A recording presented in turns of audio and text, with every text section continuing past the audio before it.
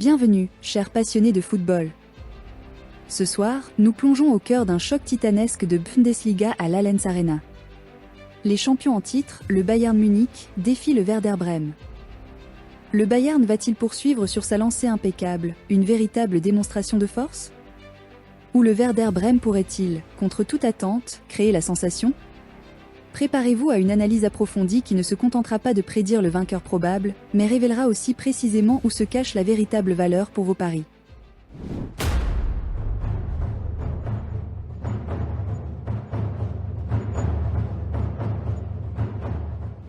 Les deux équipes devraient évoluer en 4-2-3-1 ce soir. Le Bayern, véritable rouleau compresseur, excelle dans les contre-attaques rapides, la finition clinique et la création incessante d'occasions, orchestrant souvent des attaques précises sur le flanc droit. Pourtant, leur talon d'Achille est évident. Ils peinent à empêcher leurs adversaires de se créer des occasions de but. Le Werder Brême, en revanche, fait preuve d'une résilience remarquable, remontant souvent au score après avoir été mené.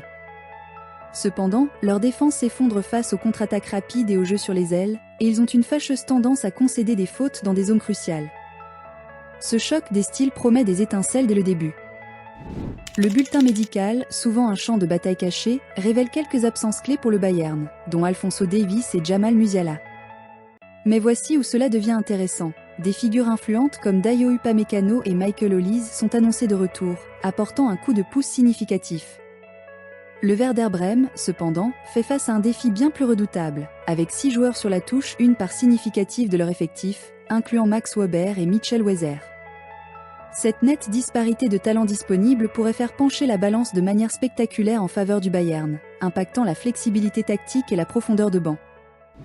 Le Bayern Munich trône confortablement au sommet de l'Everest footballistique, premier de la Ligue avec une campagne sans faute de 12 points en 4 matchs.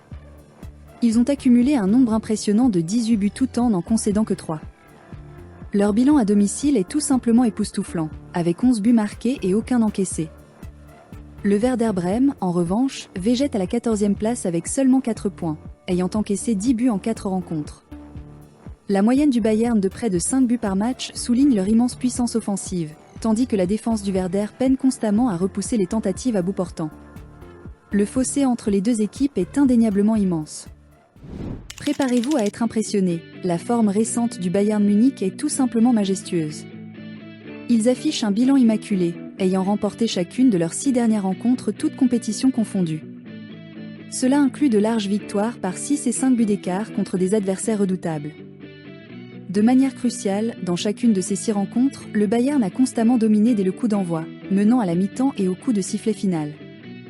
Cela souligne leur capacité exceptionnelle à prendre le contrôle tôt et à maintenir une emprise de fer tout au long du match, faisant du marché mi-temps et fin de match une perspective intrigante. Les performances récentes du Werder Brême présentent un contraste frappant.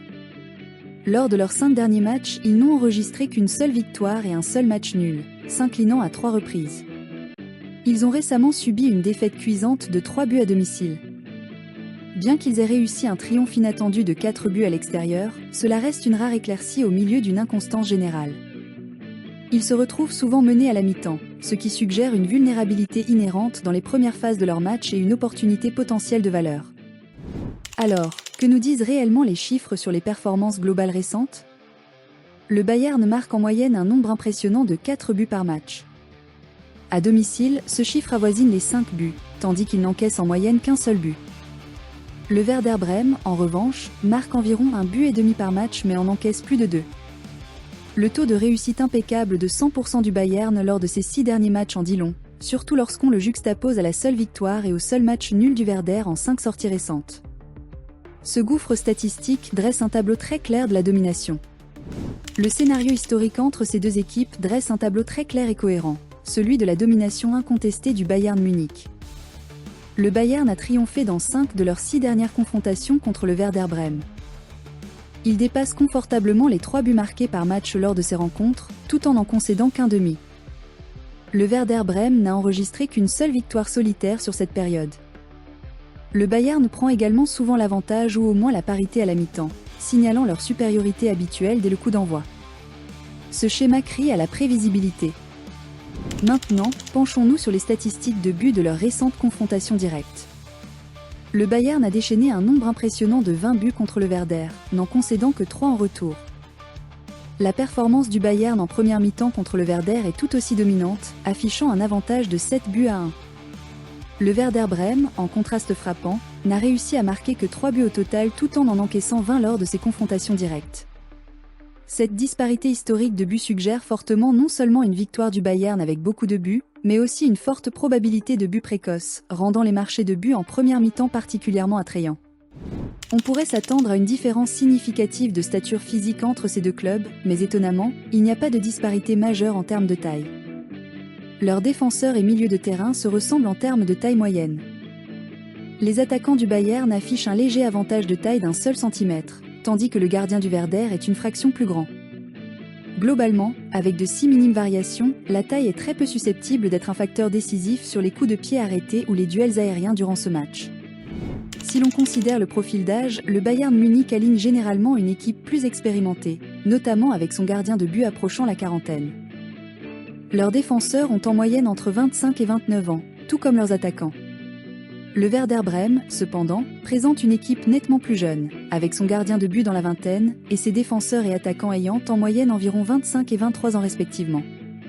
Ce contraste entre sagesse expérimentée et exubérance juvénile pourrait subtilement influencer la discipline tactique et le sang-froid sous pression. Les notes individuelles des joueurs révèlent un gouffre de différence. Les joueurs du Bayern Munich surpassent constamment leurs adversaires dans pratiquement toutes les métriques individuelles.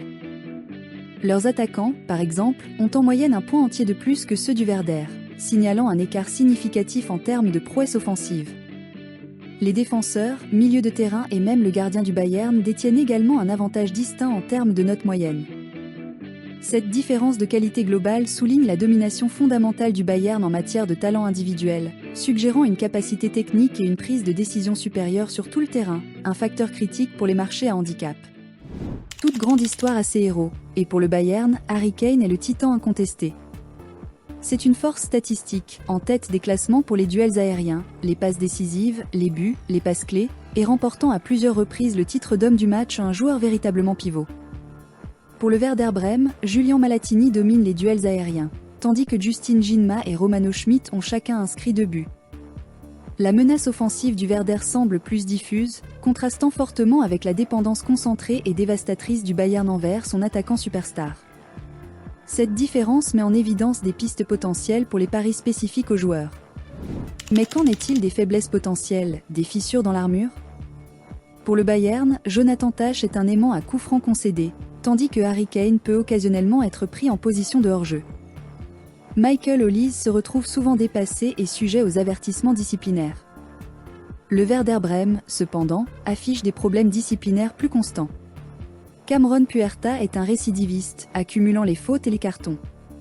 Karim Koulibaly a un malheureux but contre son camp à son actif, et Niklas Stark a reçu un carton rouge coûteux. Cela suggère que le Werder pourrait manquer de sang-froid, offrant ainsi des opportunités dangereuses sur coups de pied arrêtés au Bayern. C'est crucial pour comprendre les marchés de buts. Les buts du Bayern Munich sont remarquablement bien répartis, se concrétisant entre la 20e et la 30e minute, et de nouveau juste avant et après la mi-temps. Ils trouvent également le chemin des filets de manière constante dans le dernier quart d'heure. Fait important, leur solidité défensive est remarquable, ne concédant des buts presque exclusivement qu'après la pause. Le Werder Brême, en revanche, a tendance à encaisser des buts de manière constante, étant particulièrement vulnérable dans les premières phases de la première mi-temps, et souvent au milieu des demi-temps. Cela suggère que le Bayern pourrait frapper tôt et souvent. Maintenant, pour l'analyse ultime des paris. Chacune des 4 rencontres du Bayern Munich cette saison a dépassé la barre des 4 buts et demi, c'est un record impeccable de 100%. Les matchs du Werder Brême ont également tendance à être riches en buts, toutes leurs rencontres ayant dépassé la ligne des 2 buts et demi, et les 3/4 d'entre elles ayant également dépassé les 3 buts et demi. Ces données, chers amis, crient au plus de buts pour ce match, exigeant presque une véritable festival de buts. C'est une tendance constante et indéniable qui ne peut tout simplement pas être ignorée.